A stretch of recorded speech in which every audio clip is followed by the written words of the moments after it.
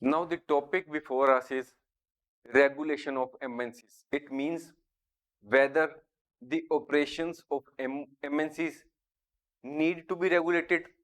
Now we will try to find out the answer for the same.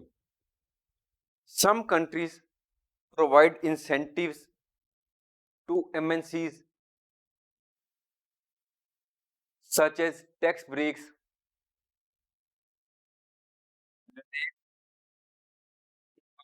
and labor standard enforcement. It means that they provide some sort of relaxation to the MNCs in respect of their environment laws or labor laws. The government of the host country may allow collaboration in certain select industries or certain select regions where the operation of MNC is felt highly suitable. Similarly, the government may deny permission to the MNC in specific cases.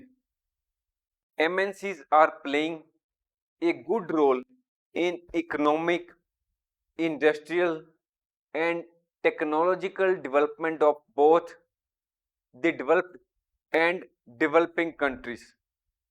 The MNCs are the realities of our times. But at the same time, we must remember that the MNCs present a danger to the economies and the power of the host as well as home countries. There is need for better regulation of MNCs. There is an urgent need for controlling their activities to prevent them from assuming such a position which can harm the interests of developing countries. It means that as the MNCs have billions of dollars with them, they may influence any government and they may assume such a dominant role in the economy of any country that it may ultimately prove to be harmful for the economy of any particular country. No one can forget the world's worst industrial disaster which happened in India, which is known by the name Bhopal gas tragedy, which happened in December 1984, in which thousands of people died and more than 5 lakhs injured. This is the photograph of some of the childs which are facing the consequences of this gas tragedy. It is said that even after span of more than 39 years, the people that area are still suffering from many types of diseases till date. These pictures depict a lot.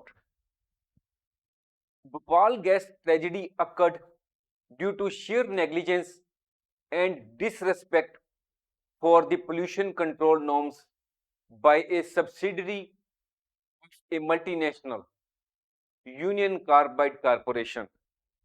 It shows that just for earning money, such a multinational never had a concern for valuable human lives.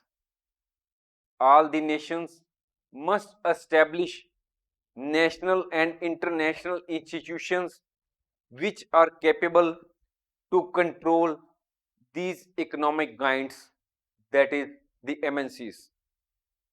These are the questions for your practice. Why there is an urgent need for controlling the activities of multinational companies, how the government in the host country can regulate the activities of MNCs. Next, how the nations can control the MNCs? Next, in which form some countries provide incentives to MNCs? Thanks for watching. If you like our course, please spare some time to give a star rating to our course.